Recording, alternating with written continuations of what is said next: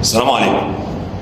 نتفليكس بتنتج دلوقتي فيلم وثائقي عن حياة كليوباترا الملكة البطلمية اللي حكمت مصر.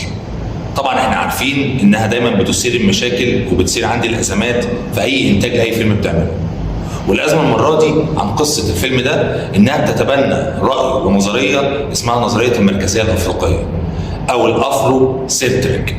النظريه دي بتسعى لفكره ان هم يمحوا تاريخ الدول اللي موجوده عندي في الشرق، وتحديدا طبعا الدول اللي في افريقيا زي مصر، وان هم يعملوا التاريخ ده للعنصر اللي احنا بنسميه العنصر الزنجي او العنصر اللي هم صحاب البشره السوداء.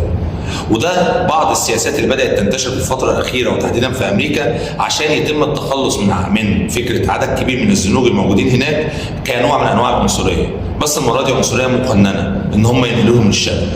الفكره باختصار ان هم بيقولوا ان الملكه كليوباترا السبعه اللي هي اخر ملوك البطالمه هي ملكه اصلها افريقي.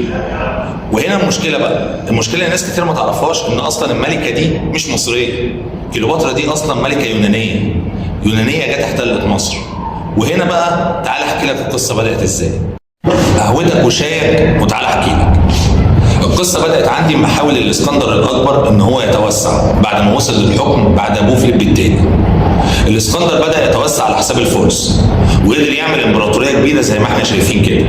الامبراطوريه ديت بدات من بلاد اليونان لغايه ما وصلت على حدود بلاد الفرس، وبعديها كمان حدود القاره في اسيا اللي هي منطقه القاره الهنديه الصينيه.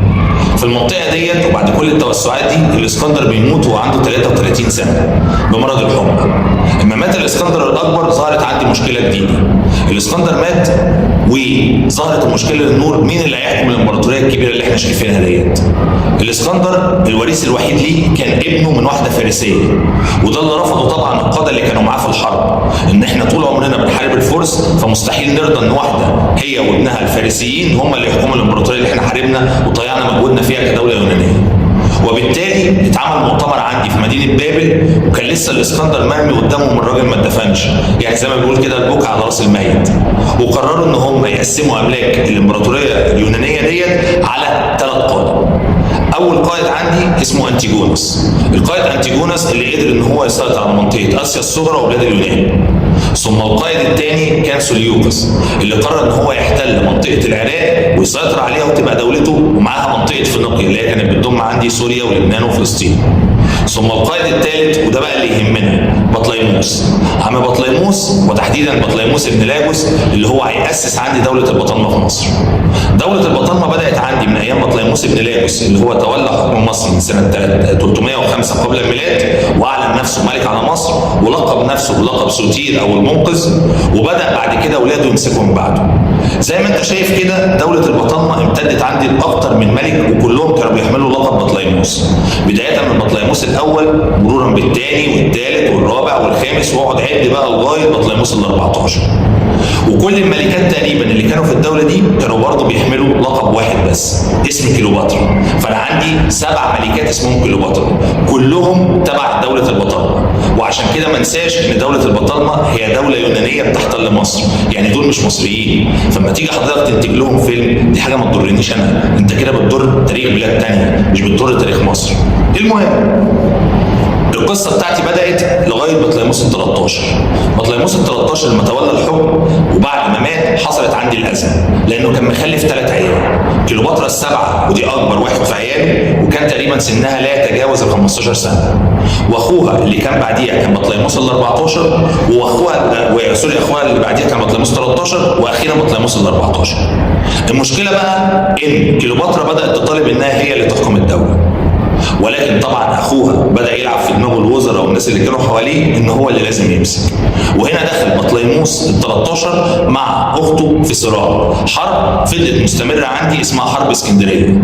الحرب دي بسببها اتدمرت عندي مكتبه اسكندريه ومنشات كثيره جدا البطالمه وكانوا عمرها في اسكندريه.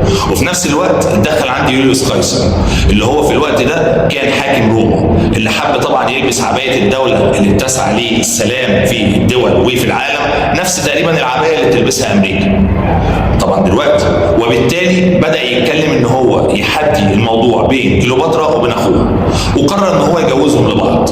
هتقول لي ايه ده؟ هيتجوزوا بعض؟ هقول لك كان في القانون البطلمي عادي جدا ان الاخ يتجوز اخته، وفعلا كليوباترا اتجوزت اخوها بطليموس ال 13، بس يا حرام قتلته.